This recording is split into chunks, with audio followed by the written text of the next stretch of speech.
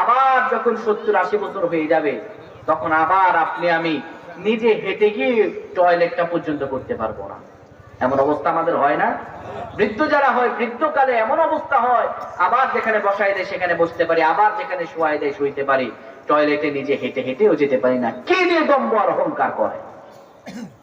দুনিয়াতে আসার পরে আপনার কতজন আপন, কিন্তু মরে গেলে আপনার আপন নাই কেউ। আজকে আপনার দুনিয়াতে আসার পরে বোধ শক্তি হওয়ার পরে যে কিরামান কাতিবিন আছে, কিরামান কাতিবিন ইয়ামালুনা মা তাফআলুন, যা করেন যা তারা লেখে। আপনি আমি মরে গেলে, কবরে চলে গেলে তারাও আমাদের সাথে থাকবে নাকি? কবরে দেওয়ার পরে তারাও চলে যাবে। দুই কাঁধে ছিল যে তোমার দুইজনা পাহারা, তোমারে কেলাফায়া বলাইবে তাহারা।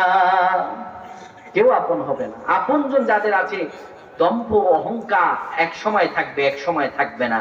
কিন্তু আল্লাহ বলেন মুমিন যারা হবে, যারা রহমানের বান্দা হবে, যারা দুনিয়াতে থাকতে জান্নাতের ফ্ল্যাট বুকিং দেবে, এক নম্বরে তাদের গুণাবলী হলো যখন তারা জমিনে চলাফেরা করবে, তাদের দম্ভ আর অহংকার দিয়ে চলাফেরা করবে না, তারা নমনীয়তা ভাবে চলাফেরা করবে। আল্লাহু আকবার। কয় নাম্বার গুণ গেছে? তো যারা জান্নাতের ফ্ল্যাট বুকিং দিবে তাদের গুণ থাকবে কয়টা বলেন? 12টা। মাশাআল্লাহ, মনে আছে। এক নাম্বার গুণ মুখস্থ হয়েছে আপনাদের। এক নাম্বার গুণ হলো যখন তারা জমিনে চলাফেরা করবে তখন তারা খুব ঠান্ডা মেজাজি এবং ভদ্রতার সঙ্গে চলাফেরা করবে। আল্লাহ তাআলা বলেন এই রহমানের বান্দাদের 2 নাম্বার গুণাবলী শোনো। وَإِذَا خَاطَبَهُمُ الْجَاهِلُونَ قَالُوا سَلَامًا। রহমানের বান্দা যারা হবে তাদের 2 নাম্বার গুণাবলী হলো মূর্খ আর অশিক্ষিত আর বদ লোকেরা যখন তাদের সঙ্গে তর্ক বিতর্ক করতে আসবে, অশিক্ষিত বর্বরেরা যখন তাদের সঙ্গে ঝগড়া লাগতে আসবে, তর্ক করতে আসবে, তারা মূর্খদের সঙ্গে তর্কে জড়িয়ে যাবে না। তারা এই মূর্খদের সঙ্গে তখন তর্ক থেকে বের হয়ে আসবে। ক্বালু সালামা, আসসালামু আলাইকুম, আপনার সঙ্গে আমার তর্ক করার দরকার নেই। আপনি দেখবেন সমাজের মধ্যে এমন লোক আছে পায়া পাড়া দিয়ে ঝগড়া লাগতে আসে, নাই? এগুলো মা বোনদের মধ্যে বেশি আছে। পায়ে পাড়া দিয়ে ঝগড়া লাগতে আসে, ইচ্ছা করে এমন এমন কথা বলবে, আপনারা চেতায় দিবে যে আমার সাথে একটু লাগতে থাকতে আসে, নিজের প্রভাব প্রতিপত্তি বিস্তার করতে চাইবে। আল্লাহ বললেন তারা কখনো মূর্খদের সঙ্গে ঝগড়া লাগবে না। কিংবা আপনাকে যদি গালাগাল করে, মুমিন কখনো তার প্রতি উত্তর গালাগাল দিয়ে করবে না, তার সঙ্গে তর্ক করবে না। একটা ছোট্ট হাদিস শোনাচ্ছে, একটি ছোট্ট ঘটনা। হযরত আবু বকর রাদিয়াল্লাহু তাআলা আনহু একবার দাঁড়িয়ে আছেন, অপর এক কাফের এসে হযরত আবু বকরকে গালাগাল করতে লাগলো, বিচ্ছিরি বিচ্ছিরি ভাষায় গালি দিতে লাগলো। হযরত আবু বকর চুপ করে দাঁড়িয়ে আছেন।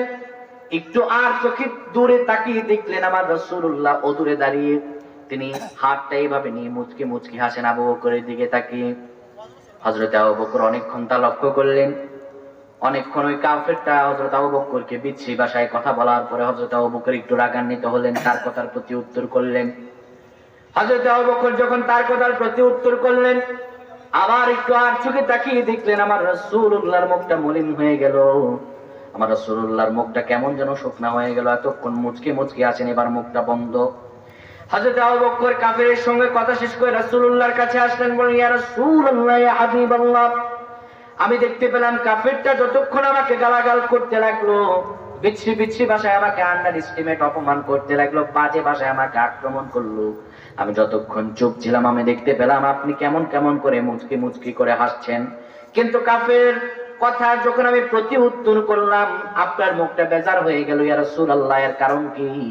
নবীজি আমার বললেন, আবু বকর, আমি দেখতে পেলাম কাফেরটা যখন তোমাকে বিচ্ছিরি ভাষায় কথা বলছে, যখন সে তোমাকে অপমান ভাবে কথা বলছে, তুচ্ছ তাচ্ছিল্য ভাষায় কথা বলছে, আমি দেখতে পেলাম আল্লাহর পক্ষ থেকে একজন রহমতের ফেরেশতা এসে সেই কাফেরের গালাগালির প্রতি উত্তর তার সঙ্গে করছে। যখন দেখতে পেলাম তুমি কাফেরের প্রতি উত্তর করলা, আল্লাহর পক্ষ থেকে সে আশা ফেরেশতা চলে গেল। সুতরাং যারা রহমানের বান্দা হবে, 2 নাম্বার তাদের গুণাবলী হলো তারা কোনোদিনও মূর্খের সঙ্গে কিংবা যারা গালাগাল দিবে তাদের সঙ্গে তর্ক জড়াবে না। ক্বালু সালামা, তারা সেখানে সালাম দিয়ে সুন্দরভাবে বিদায় হয়ে যাবে। তারা কখনো দম্ভ অহংকার করবে না। প্রথম নাম্বার গুণাবলী পেলাম, মুমিনরা যখন জমিনে চলাফেরা করবে তখন তারা দম্ভ নিয়ে চলাফেরা করবে না। এটির মধ্যে আরেকটি কথা না বললেই নয়, আপনাদের এলাকায় পোলাপান বাইক চালায় না? চালায় কিনা? কিছু কিছু ছেলে পেলে আছে, দেখেন এই যে আওয়াজটা হয়েছে সাইলেন্সার, অনেকে আছে খুব ছোট্ট সাইলেন্সার লাগে যাতে আওয়াজ যত কম হয়, কিন্তু কিছু কিছু বদ ছেলে আছে ও তার দিকে যেন সবার অ্যাট্রাকশন যায় সেই জন্য ওই সাইলেন্সার করে বড় একটা সাইলেন্সার লাগায়, তার আওয়াজে মানুষের বুকের ব্যথা শুরু হয়ে যায়। এমন কোলাঙ্গার ছেলে পেলে আছে না নাই? আপনাদের এই রায়কোটে না থাকতে পারে, আমাদের এলাকায় আছে। তার আওয়াজের ছুটে বোঝাই যায় না। একদিন সিরাজগঞ্জে মাহফিলে যাচ্ছি, 300 ফিট দিয়ে এয়ারপোর্টের দিকে ঢুকবো, কোরআন শরীফটা বের করে একটু পড়তেছি, হঠাৎ করে এমন ধুম করে আওয়াজ হয়েছে, বিশ্বাস করেন পুরো একদম মনে হয়েছে যে বুকের ভিতরে কে যেন আঘাত করলো। এমন ছেলে পেলে আছে যারা তার প্রতি অ্যাট্রাকশন নেওয়ার জন্য কে যায় বাইক দিয়ে, এটা দেখার জন্য মানুষকে কষ্ট দেয়। এমন কুলাঙ্গার আছে না নাই? যে ব্যক্তি মুমিনকে কষ্ট দেয় সে কখনো মুমিন হতে পারে না। তুমি দম্ভ আর অহংকার নিয়ে চলাফেরা করছো, মানুষের বদদোয়া তোমার উপর যাচ্ছে। কত রোগীর ঘুম হারাম করছো। তুমি কখনো ভদ্র যুবক নও, তুমি কুলাঙ্গা যুবক আর অন্য কিছু নও। যারা সমাজে দম্ভ অহংকার নিয়ে চলাফেরা করবে আল্লাহ তাআলা তাদের ভালোবাসেন না। এক নম্বর গুণাবলী পেলাম, রহমানের বান্দারা জমিনে চলাফেরা করবে দম্ভ অহংকার নিয়ে নয়।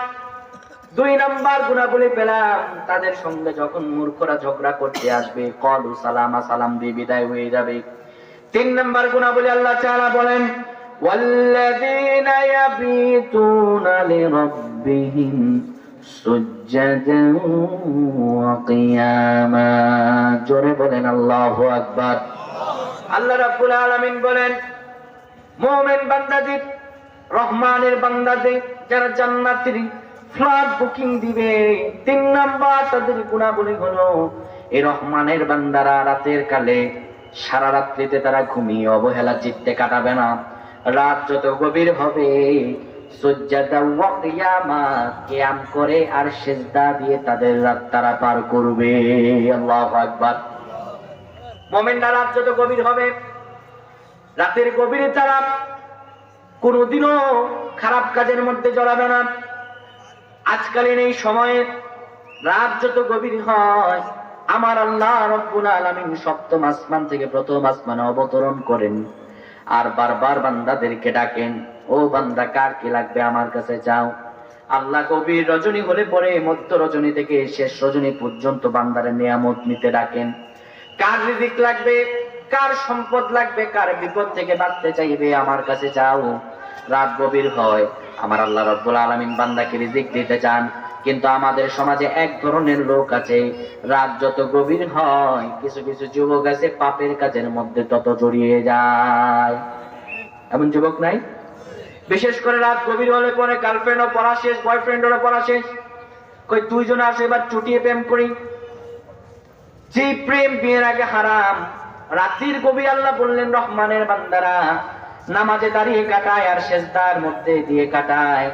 আর মুমিন বান্দাদেরকে আল্লাহ তাআলা 1ম আসমানে এসে ডাক দিতে থাকবেন, ডাক দিতে থাকেন, কার কি লাগবে আমার কাছে যাও।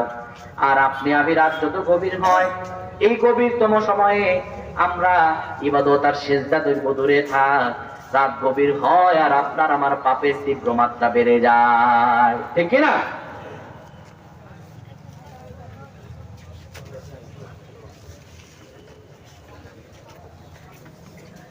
রাত যত গভীর হয় আপনার আমার পাপের মাত্রা তত বেড়ে যায়, ঠিক না?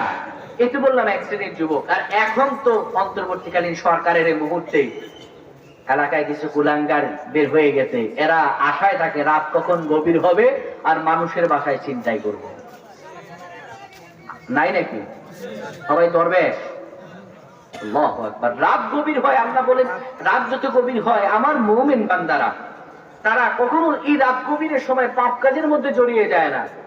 এত হচ্ছে বড় ডাকাত আর ছিটকে চোরের আশায় থাকে রাত কখন গভীর হবে। এই গভীর রজনীতে মানুষের আতাল থেকে মুরগি আর হাঁস বের করে কোনো মধ্যে শীতের রজনীতে যদি খিচুড়ি পার্টি একটা দেয়া যায়, এমন ছিটকে চোর আছে না নাই? রাত গভীর হলো, আল্লাহ তোমাকে ডাকলেন তাহাজ্জুদের জন্য, আল্লাহ তোমাকে ডাকলেন সিজদা দেওয়ার জন্য, কিয়াম করার জন্য, তুমি দাঁড়ালে না। রাত গভীর হলো, ও যুবক, তুমি পরনারীর সঙ্গে, পরের মেয়ের সঙ্গে তুমি চ্যাটিং আর ফেটিং এ ব্যস্ত থাকলা। দুনিয়ার এই গভীর রজনীর সময় তোমার মা বাবা ঘুমিয়ে গিয়েছে, তোমার হাতে স্মার্টফোন, ডাটা কানেকশন অন করে তুমি পাপের মধ্যে নেকেড ভিডিওতে ছড়িয়ে পড়লা। তুমি বাজে বাজে ভিডিও দেখে তোমার রাত্রি যাপন করলা, রাত্রিটা তুমি শেষ করলা। পৃথিবীর কেউ তোমার পাপের খবর পেল না।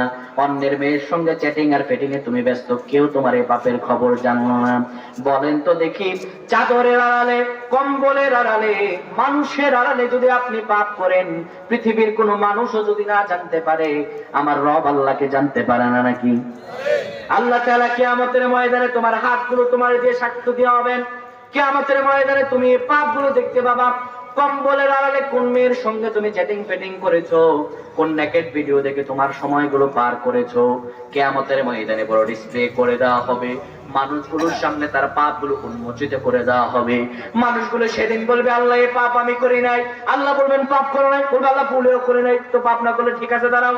আল-ইয়াউমা নাখতিমু আলা আফওয়াহিহিম وتكلمنا أيديهم وتشهد أرجلهم بما كانوا يكسبون الله أكبر।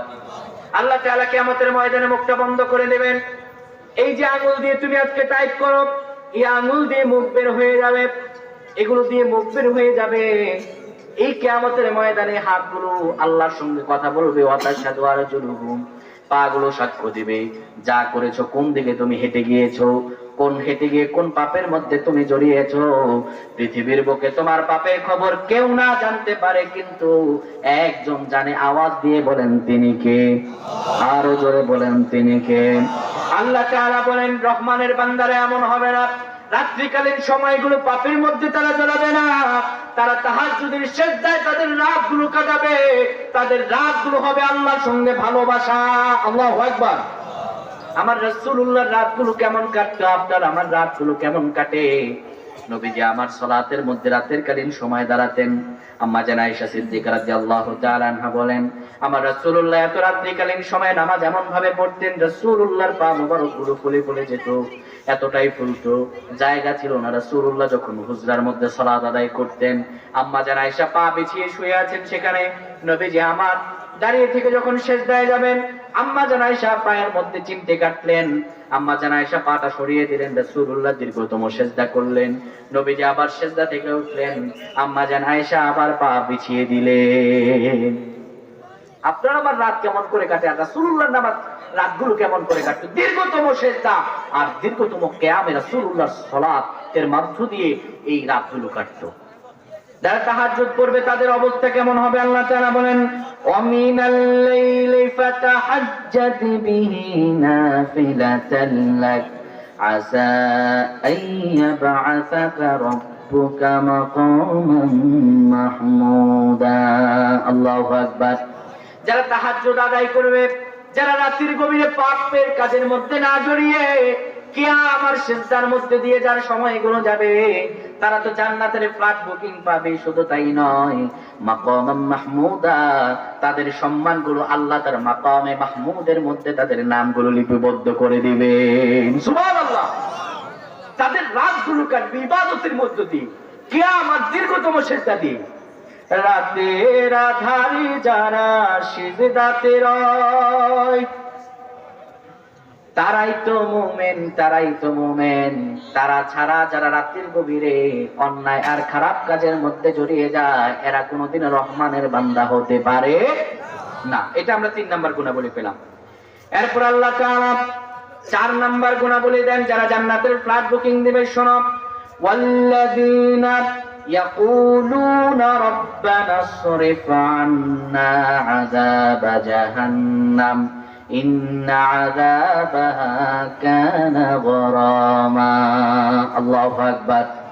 আল্লাহ তাআলা বলেন, মুমিন বান্দা যারা রহমানের বান্দা, যারা দুনিয়াতে থাকতে জান্নাতের ফ্ল্যাট বুকিং দিবে, তাদের 4 নাম্বার গুণাবলী হলো তারা আল্লাহর কাছে বারবার দোয়া করবে, রব্বানা সরিফ আন্না আযাবা জাহান্নাম, ও আল্লাহ আপনি আমাদেরকে জাহান্নামের আগুন থেকে বাঁচান। আল্লাহ আপনি আমার জাহান্নামের আগুন থেকে বাঁচান, জাহান্নামের আগুন আল্লাহ আপনি আমারে নিয়েন না। বারবার তারা দোয়া করবে। কেননা ইন্না আযাবাহা কানা গরামা, যে আযাবটা হবে সবচাইতে বড় ভয়ঙ্কর। ইন্নাহা সাআত মুস্তাকাররাম ওয়া মুকামা, যে আযাবটা হবে সবচাইতে অপমানকর, সবচাইতে ভয়ঙ্কর। জাহান্নামের আগুনগুলো সামান্য আগুনের মতো হবে না। নারুল্লাহিল মুকাদাহ, যা হলো আল্লাহর প্রজ্বলিত অগ্নি। দুনিয়ার আগুনে যদি আপনি হাত দেন, হাতই পুড়বে, গোটা শরীরের মধ্যে আগুন ছিটিয়ে যাবে না। কিন্তু জাহান্নামের আগুন হলো দুনিয়ার আগুনের 70 গুণ। জাহান্নামের আগুন যদি আপনার হাতে লাগে, আপনার যদি পায়ে লাগে, যে কোনো শরীরের একটা অংশে লাগুক, লাগতে দেরি হবে কিন্তু কলিজাটা পুড়ে যেতে দেরি হবে না। কলিজাটা পুড়ে যাবে। জাহান্নামের আগুন এত উত্তপ্ত হবে, মানুষগুলো জাহান্নামের আগুন দেখার পরে এমনিতেই তার চামড়া, গায়ের পশমগুলো ছুটে যাবে, তীব্রতর ভয়ঙ্কর আতঙ্ক হয়ে যাবে। আল্লাহর কাছে আশ্রয় চাইতে চাইতে চোখ দিয়ে রক্ত পর্যন্ত প্রবাহিত হবে। জাহান্নামের আগুন চারটেখানে কথা নয়, এই পৃথিবীর আগুন যা দেখেন এর আরো 70 গুণ বেশি। আল্লাহু আকবার। এই জন্য রাসূলুল্লাহ বলেন, তোমরা 4টা জিনিস না চেয়ে কখনো সালাম ফিরাবা না। নামাজের মধ্যে রাসূলুল্লাহ 4টা জিনিস চাইতে বলেছেন। কয়টা? জোরে বলেন। 4টা জিনিস না চেয়ে কখনো সালাম ফিরাবা না। কি কি? 1 নম্বর, আল্লাহুম্মা ইন্নী আউযু বিকা মিন আযাবি জাহান্নাম। ও আল্লাহ, আপনি আমার জাহান্নামের আগুন থেকে বাঁচান। ওয়া আউযু বিকা মিন আযাবিল কবর। ও আল্লাহ, আপনি আমার কবরের আযাব থেকে বাঁচান। ওয়া আউযু বিকা মিন ফিতনাতি মাসিহিদ দাজ্জাল। ও আল্লাহ, আপনি আমার দাজ্জালের ফিতনা থেকে বাঁচান। ওয়া আউযু বিকা মিন ফিতনাতিল মাহইয়া ওয়াল মামাত। আল্লাহ, আপনি আমার এই দুনিয়া এবং আখিরাতের ফিতনা থেকে বাঁচান। রাসূলুল্লাহ বলেন, 4টা জিনিস না আছে কখনো তুমি সালাম ফিরাবে না, কারণ জাহান্নামের আগুন এই সহ্য করার ক্ষমতা কারণ না। রাসূলুল্লাহ সকালে এই জন্য 7 বার পড়তেন, আল্লাহুম্মা আজরিনা মিনান নার। আল্লাহ, আপনি আমার জাহান্নামের আগুন থেকে বাঁচান। নবীজি বলেন, কেউ যদি সকালে 7 বার আর বিকালে 7 বার পড়তে পারে, আমার আল্লাহ রাব্বুল আলামিন তাকে জাহান্নামের কঠিনতম আগুন থেকে তারে বাঁচায় দিবেন। করবেন তো এটা? নামাজের মধ্যে 4টা জিনিস না আছে কখনো সালাম ফিরাবেন না। 1 নম্বর, আল্লাহুম্মা ইন্নী আউযু বিকা মিন আযাবি জাহান্নাম ওয়া আউযু বিকা মিন আযাবিল কবর ওয়া আউযু বিকা মিন ফিতনাতি মাসিহিদ দাজ্জাল ওয়া আউযু বিকা মিন ফিতনাতিল মাহইয়া ওয়াল মামাত। যারা পারেন তো পারেন, আর যারা না পারেন ইমাম সাহেব থেকে এটা শিখে নেবেন, এটা চেষ্টা করবেন। আল্লাহ বললেন, মুমিনদের 4 নম্বর গুণ হলো তারা বারবার জাহান্নামের আগুন থেকে বাঁচতে চাইবে। তারা জাহান্নামের আগুনের কাছে যাওয়ার মতো কোনো কাজের মধ্যে তারা জড়াবে না। সর্বসময় তারা জাহান্নামের আগুন থেকে বাঁচতে চাইবে। এবার 5 নম্বর গুণাবলী আল্লাহ তাআলা বলেন, ওয়াল্লাযীনা ইযা আনফাকু লাম ইউসরিফু ওয়া লাম ইয়াকতুরু ওয়া কানা বাইনা যালিকা কাওয়ামা। আল্লাহু আকবার। আল্লাহ তাআলা বলেন, তাদের 5 নম্বর গুণাবলী হলো, এই রহমানের বান্দারা যারা জান্নাতের ফ্লাইট বুকিং দিবে, তাদের 5 নম্বর গুণাবলী হলো তারা আল্লাহর রাস্তায় তাদের সম্পদ থেকে তাদের সম্পদগুলো ব্যয় করে, কিন্তু মধ্যস্থতায় ব্যয় করে। একবারে ব্যয় করে ফকির হয়ে যায় না, আবার একবারে কার্পণ্যতা করে এমনও করে না। আল্লাহু আকবার। একবারে ব্যয় করে ফকির হয়ে যায় না, আবার একদম কার্পণ্যতা 1 টাকাও চলে না। আমাদের সমাজে এমন কিছু কৃপণ আছে, ছেলের বিয়ে মেয়ের বিয়ের আয়োজন করবে, গোটা এলাকা জানতে হবে, বিয়ের আগের দিন গায়ে হলুদ করে গোটা এলাকা জানাতে হবে। এমন লোক আছে না নাই? বিয়ের আগে গায়ে হলুদ, এটা হালাল না হারাম? নাকি সুন্নতে মুস্তাহাব? টোটালি হারাম। এটা হচ্ছে হিন্দুদের একটা রীতিনীতি। বিয়ের আগের দিন এত আওয়াজ করে গান বাদ্য বাজায়, গায়ে হলুদ করে, তার গায়ে হলুদের আওয়াজে, তার সাউন্ড বক্সের আওয়াজে মসজিদের টাইলসগুলো পর্যন্ত কাঁপে। যে কুলাঙ্গাররা বিয়ের আগের দিন গান বাদ্য দিয়ে জমিনকে কাঁপাচ্ছ, মনে রেখো মরার পরে কবর তোমার মাটির নিচে কাঁপায় ছাড়বে, বাঁচতে পারবা না। কুলাঙ্গার এই ধরনের কাজ করে। মুমিনদের সঙ্গে এই ধরনের কাজের কোনো সম্পর্ক নাই। মুমিন যারা হয় তারা দানের ক্ষেত্রে কখনো কার্পণ্যতা করে না, আবার একদম সবকিছু বিলিয়ে দেয় না। একদম সবকিছু বিলিয়ে দিলে কার্পণ্যতা করে না। হারাম কাজের মধ্যে টাকা দিতে, যেখানে নাম করা যাবে সেখানে টাকা দিতে তার কোনোই বাধে না। মসজিদে গেলে পরে পকেট থেকে ছেঁড়া নোটটা কোনটা, দোকানে চালানো যাবে না কোন নোটটা, ওই ছেঁড়া পেরা নোটটা মসজিদের দান বাক্স দেয়। আল্লাহ বললেন মুমিনরা এমন হবে না। রাসূলুল্লাহ সাল্লাল্লাহু আলাইহি ওয়াসাল্লাম একবার বসে আছেন, একজন ভিক্ষুক আসলো। নবীজির গায়ে তখন জামা নাই, নবীজির কেবল মাত্র একটা জামা। ভিক্ষুক এসে বলল, ইয়া রাসূলুল্লাহ, ইয়া হাবিবাল্লাহ, আপনি দয়া করে আমার একটা জামা দেন, একটা জামা আপনি আমারে দান করেন। নবীজি আমার মায়ের নবী, না করতে পারেন না। রাসূলুল্লাহর গায়ের জামাটা খুলে ওই ভিক্ষুককে সঙ্গে সঙ্গে দান করে দিলেন। এবার সাহাবীরা আসছে রাসূলুল্লাহর সঙ্গে দেখা করতে, নবীজির গায়ে পোশাক নাই। নবীজি লজ্জায় শরমে সাহাবীদের সামনে যেতে পারছেন না। আমার আল্লাহ রাব্বুল আলামিন তখন ডেকে বলেন, ওগো নবী, আপনি কেমন করে দান করেন? আনফাকু লাম ইউসরিফু ওয়া লাম ইয়াকতুরু ওয়া কানা বাইনা যালিকা কওয়ামা। মুমিনরা এমন ভাবে দান করে না, একবারে দান করে নিঃস্ব হয়ে যায় তাও না, আবার কার্পণ্যতা করে টাকা যায় না। ও নবী, আপনার যদি দুইটা জামা থাকতো প্রয়োজনের অতিরিক্ত দান করতেন, কিন্তু প্রয়োজনের অতিরিক্ত আপনার নিজেরই নাই, আপনি কেন দান করেন? অর্থাৎ আল্লাহ তাআলা বলেন প্রয়োজনের অতিরিক্ত যা আছে তা দান করবা, কিন্তু এমন ভাবে দান করবা না যেন তুমি দান করে ফকির হয়ে আবার তুমি মানুষের কাছে হাত পাতো। ভাই আমার কথা কি আপনারা শুনতেছেন? ওইদিকে মনোযোগ যায় কেন? ওইদিকে যাও বারো।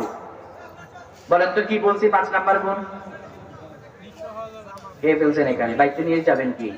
মোমেন্টটা দান করবে, কিন্তু দানের মধ্যে কখনো তারা অস্থিতিশীল আর স্থিতিশীল দুইটাই হবে না। একদম দান করে একদম খালিও হয়ে যাবে না, আবার কার্পণ্যতাও করবে না, একটা মিড রেঞ্জের মধ্যে তারা থাকবে। ভাইরা আমার সময় সংকীর্ণ, আমি জাস্ট আয়াতের অর্থগুলো বলে শেষ করে দিচ্ছি, এগুলো বিস্তর আলোচনা। আল্লাহ তাআলা এবার 6 নাম্বার গুণাবলী বলেন, শোনো, والذين لا يدعون مع الله إلها آخر। এই রহমানের বান্দা যারা জান্নাতের ফ্ল্যাট বুকিং দিবে তাদের 6 নাম্বার গুণাবলী শোনো। রহমানের বান্দাদের 6 নাম্বার গুণাবলী হলো তারা যখন আল্লাহকে ডাকবে শুধু আল্লাহকেই ডাকবে, আল্লাহর সঙ্গে আর কাউকে তারা ডাকবে না। আল্লাহর সঙ্গে মা আল্লাহি ইলাহান আখার, আর কাউকে তারা ডাকবে না। কিন্তু আমাদের সমাজে আল্লাহরে ডাকার পাশাপাশি বাবার নামে জিকির আছে না নাই? শাহালি বাবা, ফতেহি বাবা, লাল বাবা, ল্যাংটা বাবা আছে না নাই? কিছুদিন আগে তো আরেক জিকির আছে, হিমহে হিমহে জিকির, শুনছেন না আপনারা? এটা হিমহে হিমহে জিকির। এই ধরনের বজ্জাত গুলো আছে না নাই? ওয়ালিল্লাহিল আসমাউল হুসনা ফাদউহু বিহা, আল্লাহর নামে সুন্দর সুন্দর নাম আছে, এগুলো দিয়ে ডাকো। ওয়াদারুল লাযিনা ইউলহিদুনা ফি আসমাহি, তাদের বর্জন করো যারা আমার নামকে বিকৃত করে ডাকে। কিছু কিছু কুলাঙ্গার আছে আমাদের কুমিল্লায়, তো মাজারের সংখ্যা প্রচুর। এগুলাতে গেলে দেখা যায় জিকির তো এক, এরা আবার মারিফতি জিকির করে, বেটা বেটি লয়ে নাচানাচি করে জিকির করে, আছে না নাই?